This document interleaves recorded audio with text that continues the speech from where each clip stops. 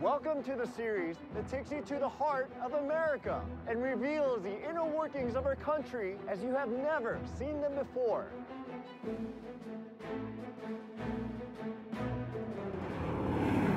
I'm Yul Kwon. I've worked in many different fields, from law to government to business. I've even won the reality show Survivor. But in every part of my life, I've been fascinated by the same things: systems and networks. We're going to go on quite a journey, coast to coast, across this sprawling land to discover the habits, the rhythms, and the secrets that you only notice when you step back and see the big picture. The interchange is oddly elegant. In the next hour, aerial photography and satellite tracking will reveal how America's transportation systems make us the most mobile people on Earth. We've built vast networks of roads, rails, and airways. And an army of workers keeps the wheels turning. Hey, who here likes Mike the bus driver? But it's getting harder and harder to keep all these systems running. Well, I think the freeways will get so slow where a lot of people have just decided it's not worth the grief. Many of them are aging, designed at a time when America was far less crowded. You have a disruption in one place and it ripples all the way across the country. It does have a ripple effect. But even as they struggle to keep up, every day our systems miraculously manage to get us where we need to go. This is a story of 310 million Americans on the move. This is America Revealed.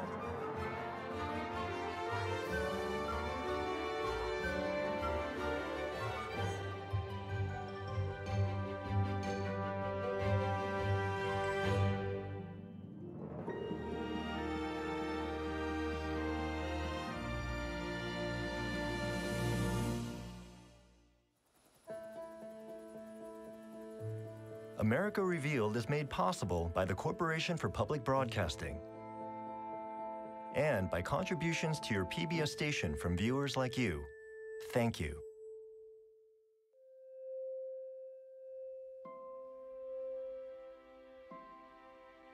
Monday morning, just before dawn. But this isn't the night sky. This is America. This is us. Each of these points of light represents 7,500 people. They create brilliant constellations that span the continent, from the faint glow of small towns to the blaze of cities like Chicago and New York. To connect these dots, we've built 4 million miles of roads, 200,000 miles of rails, 5,000 airports, the largest transportation network in history. But keeping it all moving? That's America's challenge in the 21st century. And nowhere does that challenge loom larger than in New York City. It's the perfect example of a powerful but aging transportation network that moves millions even while straining under their weight. Take the island of Manhattan, 23 square miles, home to 1.6 million people. Every weekday morning, its population nearly doubles, swelling with an army of commuters. These people are essential to the life of the city, but getting all of them onto this tiny island in only a few hours is a daily adventure that teeters on the edge of chaos. And it's about to begin. It's 6:13 a.m. I'm coming in on the red-eye from LA to JFK International Airport, and I've got plenty of company. We plotted the paths of every plane landing at New York's 3 major airports in a 24-hour period. A flight comes and goes every 24 seconds. That's more than 3,500 flights a day. By 7 a.m., thousands of yellow cabs are picking up their first fares of the day at the airports and heading for Manhattan.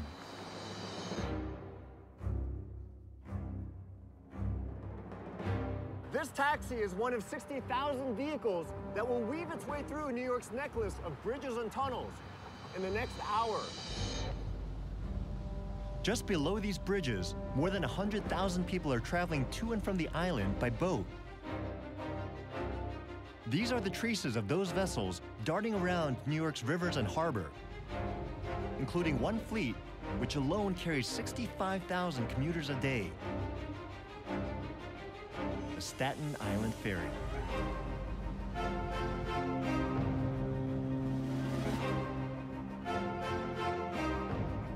As thousands descend on the island by air, road, and water, even more arrive by rail. Long Island Railroad trains carry suburban commuters into Manhattan every 2 to 4 minutes, along with packed trains from New Jersey and Amtrak trains. They all converge at America's busiest commuter hub, New York's Penn Station. While only a few blocks away, trains from the north stream into another bustling train station, Grand Central Terminal.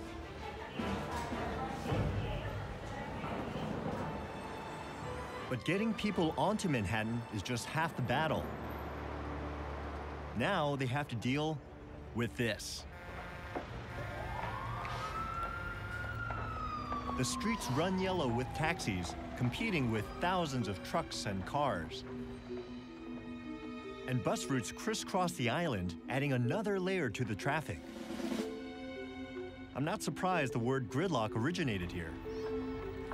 It's 8 a.m., and it looks like nobody's going anywhere.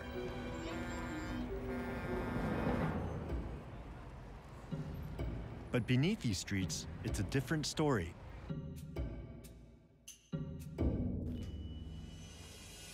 I'm talking about the subway. Every day, this system carries over 5 million passengers citywide. Without it, traffic would overwhelm Manhattan streets and the city couldn't function. But the subway has had an even bigger impact than that, starting in the early 1900s when the first track was laid. If you build a transportation system in America, whole cities and towns will spring up around it. The subway system is a prime example. It determined how New York City took shape and dictates the patterns of its inhabitants' lives. Look beneath this forest of Midtown Manhattan skyscrapers. Multiple subway lines converge here, funneling in hardworking commuters from the city's outer boroughs, like Queens. This is a snapshot of what Queens looked like in 1917, when subway construction was just getting started. And here is what it looks like today, a busy, vibrant borough. The subway made Queens possible. But how? 100 years ago, to combat overcrowding in lower Manhattan tenements, New York expanded its fledgling subway system into the sparsely populated outer boroughs. Critics call them the tracks to nowhere. But New Yorkers soon got on board, lured by the promise of open land just a short ride from their jobs.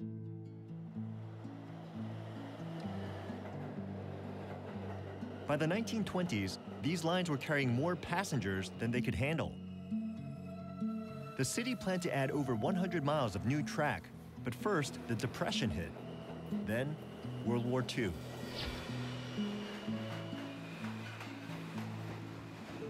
Today, we're stuck with the same basic rails that were out of date in the 1930s, and the number of passengers keeps going up with every passing decade. It's a pattern we'll see all over the country, enormous but aging systems working harder and harder to keep up with the growth they help create. It's 10 a.m., and the morning commute is winding down. The city has survived another rush hour, and millions have made it to their destinations. New York's public transit system may be old and crowded, but without it, this teeming metropolis would come to a screeching halt. The same is true across the country. Our public transportation systems are what keep the nation moving. There's one system that carries a whopping 26 million Americans every day, more than any other form of public transport. There it is. There it is again. The humble school bus.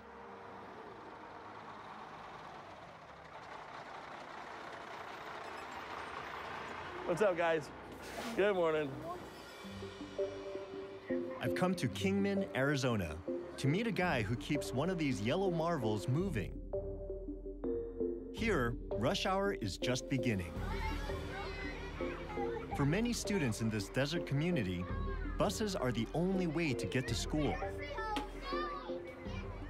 Around the country, kids rely on a 500,000-member army of transportation experts, the nation's school bus drivers. Hey, who here likes Mike the bus driver? Sit down, guys. When these kids are on their bus, they're my kids, you know, and I don't take that lightly. You have to be the mother, the father, the mediator, the nurse, the cool uncle.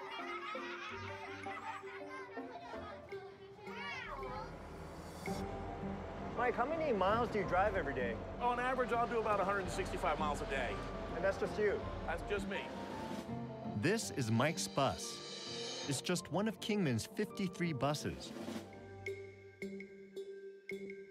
We planted GPS devices on them and found that they drive 1.5 million miles every year to every corner of the school district, an area the size of Delaware.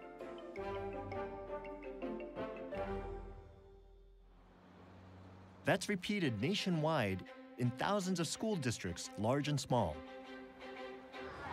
There's no system quite like this anywhere in the world. Here in the US, if you can't get there on foot, you can get a ride to your local school, even if it's not that local.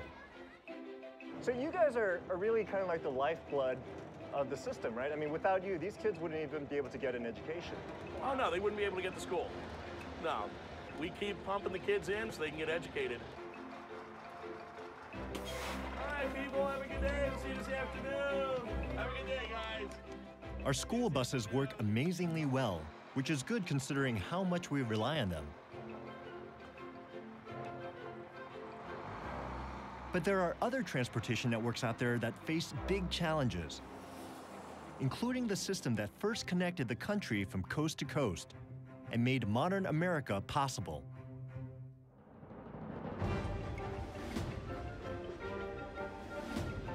The railroads. To create a nationwide web of tracks, the federal government launched one of the most ambitious and expensive infrastructure projects in human history. And for nearly 100 years, America's railways were the fastest and most popular way to travel. But not anymore. To get a glimpse of what keeps our trains going and what slows them down, I've come to the rail hub of the United States, Chicago.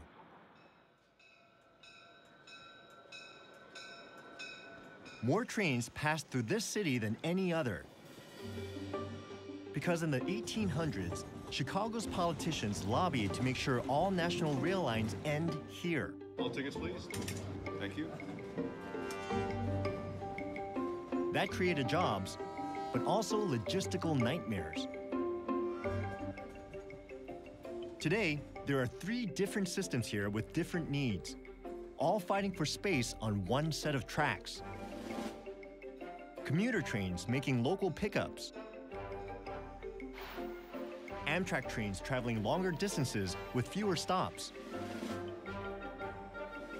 But those 2 passenger networks are dominated by the biggest and slowest network of all.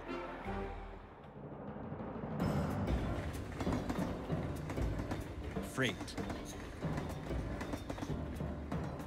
Our economy depends on goods carried by rail from coast to coast.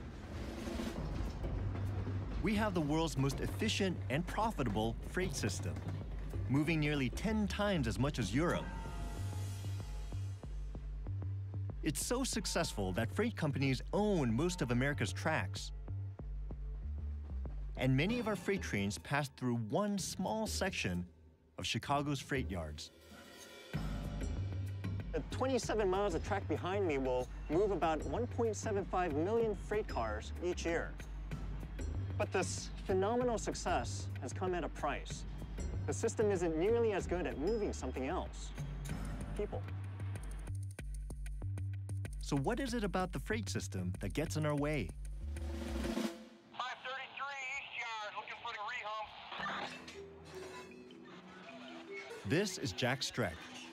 He's using a remote control to push that train up a man-made hill they call the double hump.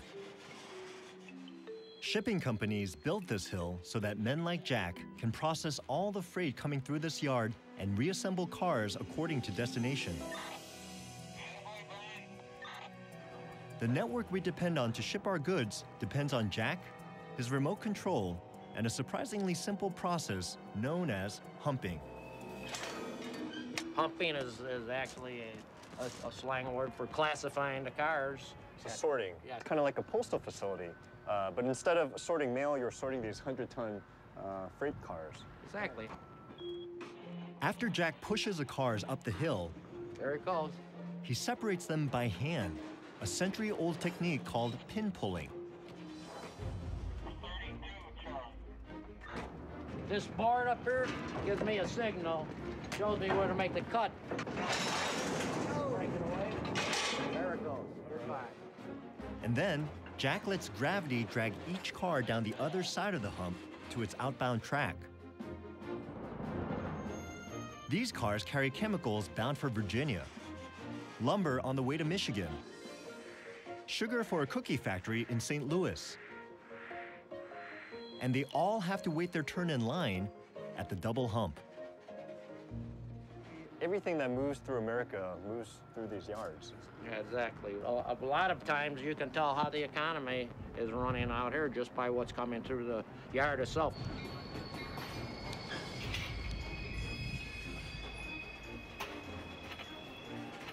All across the country, people and freight have to share the same tracks. Seeing these mile-long, slow-moving freight trains heading out of Chicago to the long-distance rail network, I can understand why passenger travel suffers. In 2010, the federal government pledged $8 billion towards a potential solution. The construction of new and upgraded tracks for a speedier passenger rail system. But that's only 15% of the plan's $53 billion price tag. Even if all that funding comes through, most long-distance travelers will probably still choose a different way to get from here to there. One that's newer and much faster.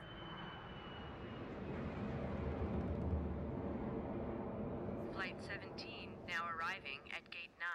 This is the scene at Houston's George Bush Intercontinental Airport. Air travel, more than any other mode of modern transportation, has bridged our continent and sped up our lives. And every year, more and more of us are taking to the skies. This is flight data for the 50,000 planes that will carry almost 2 million passengers today. It shows how our airways connect every corner of the country. From sleepy rural airstrips to major hubs, like Chicago's O'Hare International Airport, where on this day, a plane is taking off or landing every 34 seconds. That's nearly 1 million flights each year.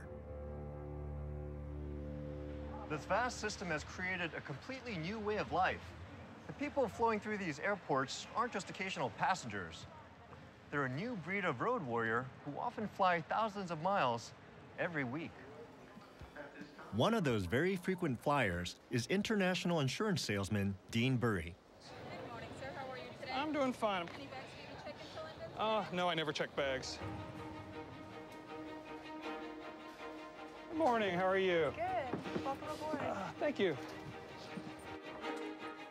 A typical trip, Miami to Tampa, Tampa to Houston, Houston to Vegas, Vegas to Houston, Houston to Dallas, Dallas to Tokyo, Tokyo to Hong Kong, Hong Kong to Macau. Thanks, boss. Macau to Shanghai, Shanghai to Tokyo, Tokyo to LA, LA to Dallas, Dallas to Tampa, and that was 11 days. Dean spends a lot of time in the air, so he can maintain face-to-face contact with his clients around the world. What are some of the inside secrets of the trade that people like you know that other people don't? Oh, gosh, I mean, there's so many of them. It's on every subject, you know, how you pack is a key one, you know, how you go through the security line. It's all about logistics for the most part, or all the tricks. And what do you do when something goes wrong? You want to, you know, anticipate it. It's starting to snow. I've looked at weather.com or whatever. So you start making backup reservations. Sometimes I'll have 2 or 3 reservations at a time. You have to be offensive versus defensive. That's the secret of a real road warrior. It's not just road warriors like Dean zigzagging through our skies. Air travel is so common today that our airways are filled with all kinds of travelers. Some of them more unusual than others. Here are 3 regular passenger flights. But one passenger on each flight is traveling in cargo, brought aboard in a special box called an air tray. Baggage compartments of commercial airlines are the most common way to ship dead bodies long distances. Every day, 50 are shipped from one state alone, Florida. It's a retirement mecca, but when those golden years come to an end, many deceased retirees are flown home for burial. These passengers, on the other hand, are very much alive. But they're under armed guard, and they wear handcuffs as well as seatbelts. They're traveling courtesy of the Justice Department, which runs its own airline flying prisoners to distant court hearings or penitentiaries, and deporting some illegal aliens out of the country. With so many people flying for one reason or another, our skies are the busiest in the world. But they weren't always so crowded. I'm heading to McDonald Pass in Montana to visit a relic of our earliest days of flight.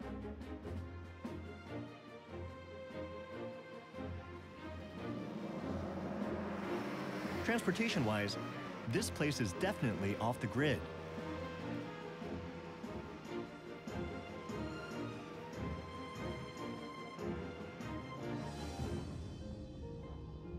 Oh, that was fun. I feel like I'm standing on top of the world. We pretty much are. We're on top of the Continental Divide. They call Montana Big Sky Country, and it does look pretty empty up here. But this 90-foot tower holds a clue to how we learn to navigate our crowded skies.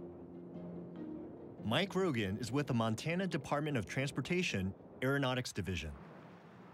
So, I mean, what do these things basically do? They give you a visual reference when you're flying at night. So these literally are kind of like lighthouses in the sky. Yes. The story of this air beacon dates back to the birth of commercial air travel in the 1920s. Aviation companies were eager to fly cross-country, but they had no way to navigate the night portion of the 30-hour trip. So they invented one, paying farmers to light bonfires in their fields, creating a path of flames to guide pilots through the night. They soon replaced the bonfires with a network of 1,500 gas beacons. 220, you're coming in nicely. You're 25 feet, too low, pull her up a wee bit. By the 1960s, modern radar was replacing the gas beacons, except in Montana, where the peaks of the Rockies block radar signals, leaving pilots to rely on the old beacons so they wouldn't crash into the mountains. To this day, Mike continues to tend the beacons and make sure they're in good working order. That's a heck of a climb. That's a long one, isn't it? So this is what the pilots actually see.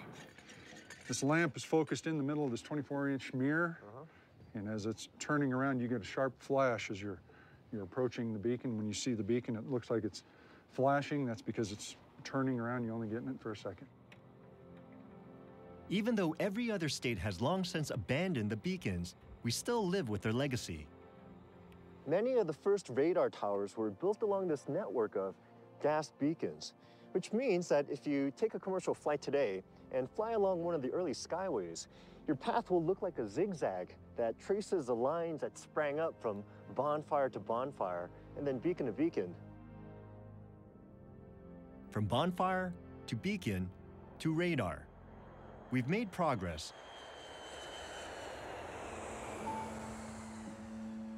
But as our skies got busier, we needed a way to handle the traffic.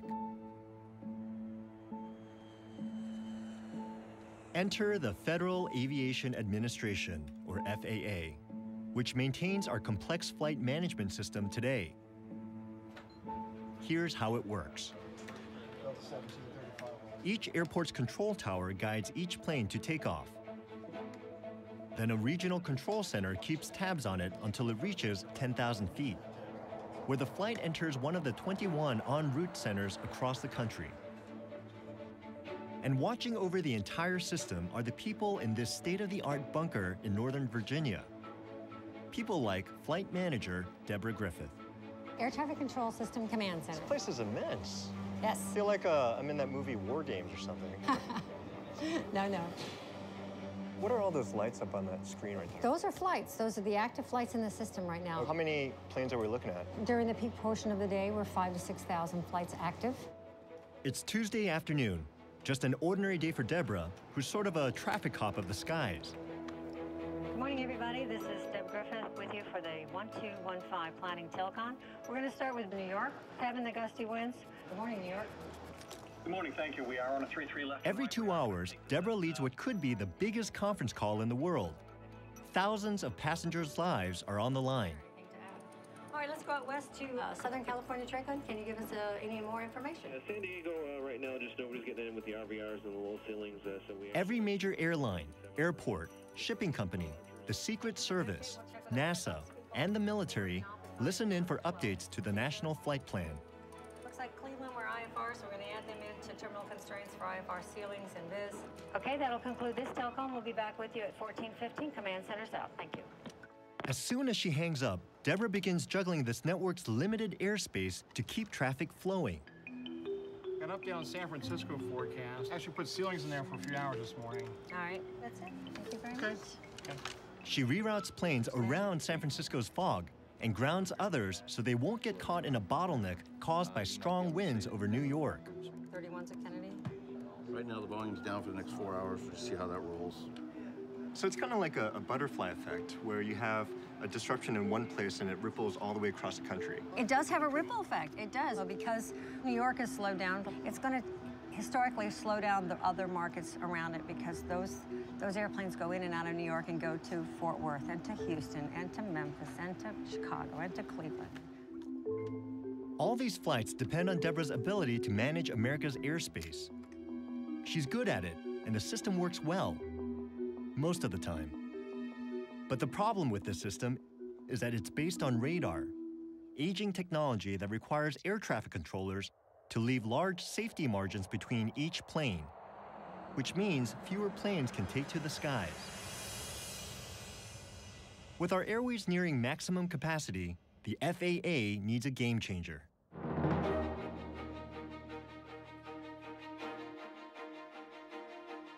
If the air beacons in Montana recall aviation's past, you can get a taste of our future by heading to an even more isolated part of the country. This is rush hour in Juneau, Alaska. Only 10% of this state is accessible by road, so up here, everyday commuting depends on pilots like Sam Wright. Wow, it's beautiful. This totally beats my own commute. Welcome to my office.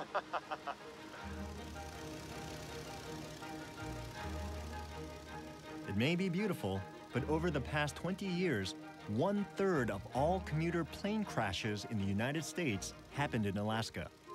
And Sam flies these treacherous skies every day. Sam, what exactly is your job? My job is to take people and freight, mail, UPS, FedEx, from Juneau, which is the jet port, to all the smaller communities around Southeast Alaska. What are some of the more common and uncommon things that you've transported Well, very, very, very, very, very pregnant women. Taking them to the hospital for delivery. Yeah, taking them to Juneau for delivery. That's the scariest thing to me. Knock on wood, I've made it every time. But wolves, we've carried bears, carried a really pissed off wolverine this winter. So the wolverine was going to Minnesota or someplace to be bred, and he didn't know that, so he was just flat unhappy. So you really are sort of like the connective tissue that allows these outlying communities to interact on a daily basis with the rest of the world. That's true. We look at ourselves more like just a little air road system. And how hard is it to fly around here? Is it challenging? Well, today's like a gorgeous day, right? You can see for 80 miles, 100 miles. There's some days we can only see 2 miles. In Alaska, as in Montana, rows of mountains block radar signals, and the snow and fog can quickly roll in from the ocean, forcing pilots to fly blind among the glaciers. So pilots like Sam are using a new satellite-based GPS system, which, unlike radar, can reach every corner of their airspace. So basically this shows you everything that's in your immediate vicinity, right? Absolutely. If you make a turn towards something higher than you, that will turn red. Okay. It will say, hey, this is red. This is not a good idea. In Alaska, the accident rate for planes that have been equipped with GPS has dropped by almost 50%. Thank you. Nice to be home. And this system that keeps Sam and his passengers safe is beginning to have a much wider impact. GPS is the backbone of a new FAA plan called NextGen, designed to completely overhaul air traffic control. Air Alaska was one of the first airlines to test this new technology. Their pilots, like Mike Adams, welcomed it. One of the most advantageous features about the NextGen program is the ability now to navigate more directly. These blue symbols represent ground-based navigation aids that in prior times we would have been flying a zigzag line between those as we go from station to station. Now with GPS navigation, we can fly directly from waypoint to waypoint as you see here. And that allows us to shorten our route distance, create a more direct flight. And that in turn frees up airspace for other aircraft to occupy, hence increasing capacity. The estimated cost for NextGen is high, as much as $160 billion.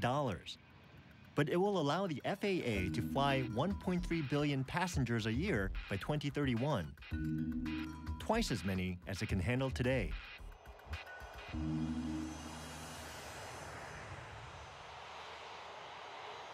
So far, I've been traveling mostly on planes and trains, all packed full of people.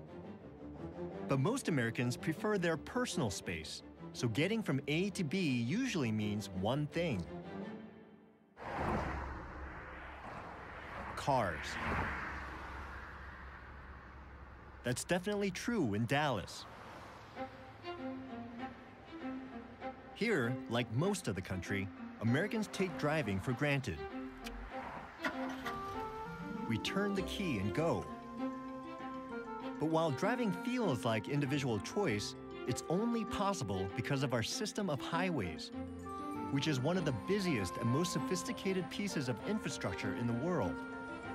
And we have grown so dependent on the freedom and mobility of the open road, collectively driving 3 trillion miles every year, that today, the health of our country depends on the health of our highways. So specialists like traffic analyst Greg Jordan work behind the scenes to help improve the flow of traffic.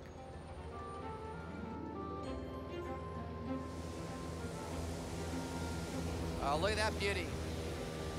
The interchange is oddly elegant. You know, it's kind of like some sort of geometric shapes. An aerial perspective will give you an insight that is sometimes very hard to get on the ground. He's right. From the sky, I can see where cars are bottlenecking and where they're moving along at a nice clip. Local transportation planners from New York to California value Greg's expertise. He provides data so they can see for themselves where they need to invest in roads, where they need to build new ones, or widen them, or increase highway patrol. And how are you actually getting that data? Well, it's mainly time-lapse photography. Looking at the snapshots Greg has taken over time, what strikes me is not just the roads themselves, but the number of housing developments hugging the highways. This is a new development. This is in Louisville. It's right near the newly completed State Highway 121. So these communities are only possible because of that freeway. The freeway is the lifeblood. People like to say, if you build it, they will come. And to a degree, that's true. Okay. You know, if you build it, that encourages people. This is what more and more of our country looks like today. A tapestry of suburban neighborhoods woven together by quiet streets and bordered by busy highways. When the federal government started building these interstate highways more than 50 years ago, they were intended to strengthen connections between far-flung cities, but they've ended up totally reshaping local communities. This is what the sleepy town of Arlington, Texas looked like in 1950. And this is what happened when Interstate 30 connected it to nearby Dallas and Fort Worth. Highways stretching north from Dallas lured people out to the cheap land and open space of Arlington and other suburbs like this one, Colleyville. And these suburbs gave birth to a whole new way of life. This is a suburban dream, the cul-de-sac. Big houses surrounded by green lawns on a street with no through traffic. But living here comes at a cost. To understand that cost, we used GPS to track the cars of everyone living on this tiny cul-de-sac for a week.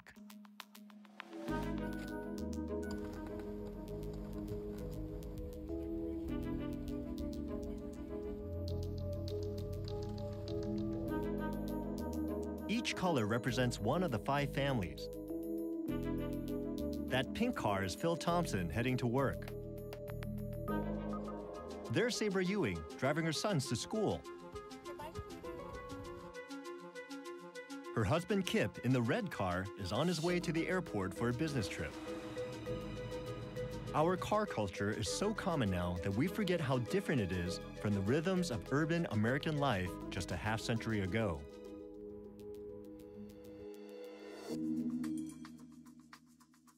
Modern suburbs promote a landscape where most things are accessible only by car. So these suburban residents spend much of their time behind the wheel. They drive to get coffee. Thank you. To do their banking. To buy groceries. In fact, they drive 50% more than their parents did. I probably put on maybe 100 miles a day. Wow. Easily 25,000 or 30,000 miles a year. But basically the assumption is that if you're going to live in this neighborhood, you have to have a car. That's exactly right. The way they designed Colleyville and our community is that since it's off the beaten path, you have to drive 10 or 15 minutes before you get to a major road. And all this driving means our families walk a whole lot less. Walking is definitely more recreational. I walk the dogs in the neighborhood to the mailbox and back. Now, the other walking that I do is going to be from parking garages to appointments when I go to customer meetings between the rental car agency and the gates at the airports. Most of us don't mind all this driving, but there's a problem. As suburban life evolves and our daily destinations change, our road system can't adapt fast enough. Look at our 5 families. They rarely venture into the city of Dallas all week. Our highways were designed to get people from the suburbs to jobs and stores in the central business districts. But nowadays, most people live, work, and shop in the suburbs, and the smaller secondary roads are jammed.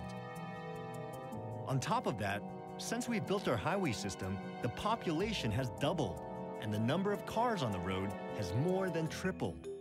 That means more people stuck in traffic on roads that weren't designed to get them where they want to go. At the end of the week, After collectively navigating over 600 miles of suburban thoroughfares, our families return to the cul-de-sac. There are the Johnsons, last ones in.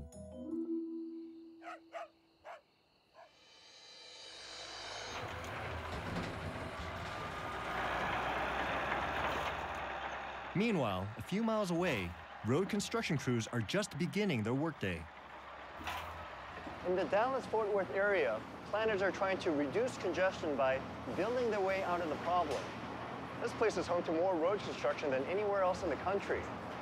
But it won't be long before this freeway attracts more people, creating more traffic and driving demand for even more roads. It's kind of an infinite construction loop. So some places are taking a different approach.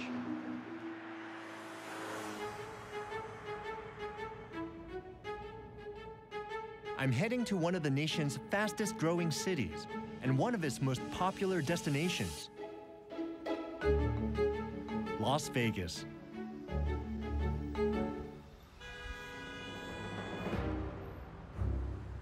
Each year, this city of 2 million has to move a rotating cast of 36 million visitors through its streets.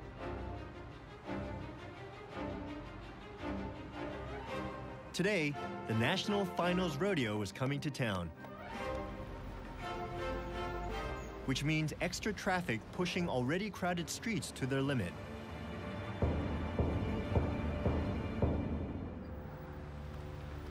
Instead of building new roads, as they do in Dallas, Nevada's transportation specialists are using technology to make the most of the ones they have. We're taking you to a place that we call the Fishbowl. Jacob Snow is one of Nevada's transportation experts. Wow, this is impressive. You know, it really looks like we got some real rocket science going on here, and we actually do. It's a very complex system of hardware and software that we can monitor everything that's going on at the major intersections and the major traffic points in the Las Vegas Valley. And are these active 24 hours a day? It's a 24-hour town. We've got to monitor traffic 24 hours a day. For all this rocket science, their most powerful tool is a device we often take for granted: the old, reliable traffic light. We're doing something that most other places in this country haven't tried, and that's adaptive traffic signal control. If we get a lot of traffic on one particular direction or in one particular corridor, we need to make changes on the fly so we can distribute the traffic more efficiently. It's really a big brother type approach. Hundreds of cameras feed real-time traffic data to the Fishbowl, where staff can adjust 1,250 traffic signals to keep the roads moving. So you're not adding capacity by building new roads, you're just making the existing system smarter. That's correct. We can get about 20% additional capacity by implementing systems like this, and for 1/100th of the cost of a freeway or a roadway expansion. And it's not only cameras monitoring the action. As a Saturday night rush hour begins, I'm heading out to the field with one of Nevada's road managers, Chuck Leland, to see how he solves problems on the front lines. We do have some traffic backed up over there. Tens of thousands of rodeo fans are on their way to the stadium. That's the rodeo. Okay. It's zoo time. To get all those cowboys and cowgirls to the stadium, Chuck needs to make sure that each one of the city's busy intersections gets just the right amount of what he calls green time. I am a little concerned about Swenson. Why? That's a pretty long line of traffic back there. So what are you going to do about that? Okay, what we're seeing is a lot of empty roadway out here. We're going to steal a little green time from the throughs, and we're going to try and give it over here. That's a really interesting way to think about it. I never thought of traffic that way, but you're actually thinking of green time as like a scarce resource, a finite resource, and you're trying to allocate it in the most efficient way possible. That's exactly what we do. Hey, Kevin, it's Chuck. What we need is at Paradise. Chuck calls a fishbowl to order up a new light pattern. Southbound on Paradise. Let's try and hold that one green as long as we can. Okay, got it. I'll be downloading it in just a second. There's just no way you can get everybody green. It's not going to happen. So the best we can do is, if you do have to stop here, I want to get you as many lights down the street as I can before I have to stop you again. Light by light, intersection by intersection, Chuck stays one step ahead of gridlock and gets everyone to the rodeo. Ladies and gentlemen, we are ready to ride in the city of lights and cowboys. Ouch. Ouch. Whoop it up a little with him. Come on.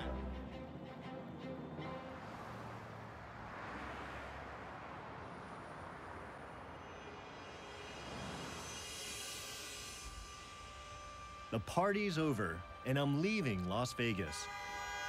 And whom do I see at the airport but that veteran road warrior, Dean Burry? Hey, Yule, what are you doing here? Passing through. What are you doing here? I'm flying back home. I'm going to Houston. I got a flight in about half an hour. All right, well, I won't keep you. Good luck. Dean, like most of us, depends on a transportation system that's being pushed to its limits. And those limits are put to the test every day on the streets of my last stop, Los Angeles. When it comes to our transportation triumphs and failures, it's the ultimate example. LA has more cars than any other county in America, 12 million of them. It's a vast fleet that can move us to every corner of the county. It's also 12 million reasons why we might not get there on time. Unlike Las Vegas, LA doesn't have roads smart enough to move all this traffic. And unlike Dallas, there's no room here to build new freeways. It's one more system limited by plans made in another era.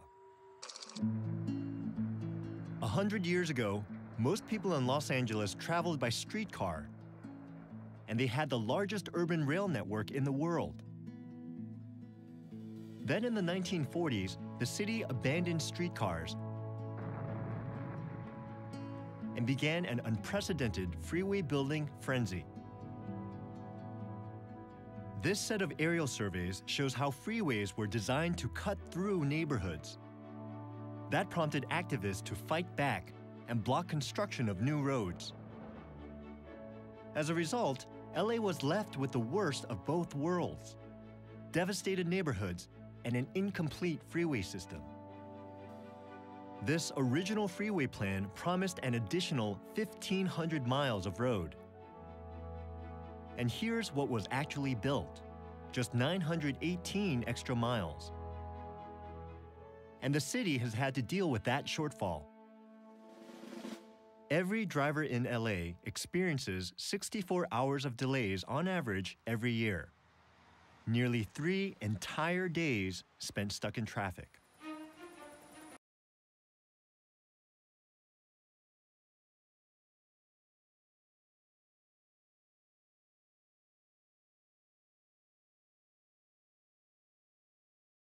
Miles per hour, which is certainly better than what we're looking at down below us on the I-5 freeway, where they're inching along at probably 3 miles per hour. Right. Hey, listen, let me just take a break here. I've got a report coming up on the station. Well, once again, we wanted to tell you about that sig alert up on the 210. Commander Chuck Street is the city's last radio traffic reporter who still pilots a helicopter to hunt down bottlenecks. And so far, the eastbound 210 freeway is backed up to the 118. You know, I've been up here doing a traffic watch over Los Angeles for 27 years. Have you seen a lot of changes in traffic? Of course, the traffic is worse, a lot more volume. Rush hour starts earlier, lasts longer. It starts out at some of the freeways coming in from the east at 5 a.m. Wow. And it probably goes until about 8 p.m. So calling it rush hour is sort of a misnomer. It's more like rush day. Yeah, even the word rush I don't think is appropriate. For some reason here in Southern California, commuters are really independent souls. And they really like having that freedom. But also, I think that an automobile is kind of a statement about them and who they are, or at least who they think they are. It's part of their identity, really. What do you think is going to happen over time? Well, I think the freeways will get so slow where a lot of people will just decide it's not worth the grief and the stress. So hopefully they will start embracing mass transit. A revival of its mass transit system might be LA's best hope to keep the city moving. So the city is now investing in a dozen projects like this one. You're looking at an old streetcar route that was paved over years ago, and now it's being reclaimed for a new light rail line. Infrastructure's cycle of life. But these projects are big and expensive. And it's hard to imagine the people of Los Angeles giving up their deep-rooted car culture. LA's endless tangle of roads and freeways. Another system at the breaking point. Like many other transportation networks, there are plenty of ideas on how to fix this. But the question is, will we? At every stage of our history, we have answered the challenge of how to connect a country and move a nation. Today, we're at another crossroads. Technology offers new solutions, but to improve our system, we'll need to invest a lot of money and change old habits. Wow. This week, as a nation, we'll drive 60 billion miles. Traffic will make 3 million of us late for work. 22,000 freight cars will pass through the double hump on their way to every corner of the country, though they'll only average 10 miles per hour. Dean Bury will earn another 5,000 frequent flyer miles, and he'll have a lot of company in the air. 1/4 of all the flights in the world will take off or land in the United States, and in the process, airlines will lose 45,000 pieces of luggage. The largest transportation network on Earth has its weak spots, and it's definitely showing its age. But we've managed to keep it up and running, and for the most part, it still gets us where we want to go. As for me, my journey across the country is about to end right where it started. I'm heading back to New York on the red eye. Just one more American on the move.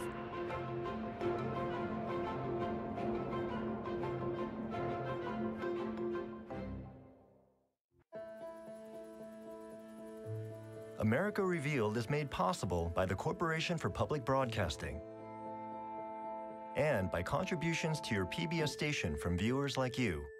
Thank you.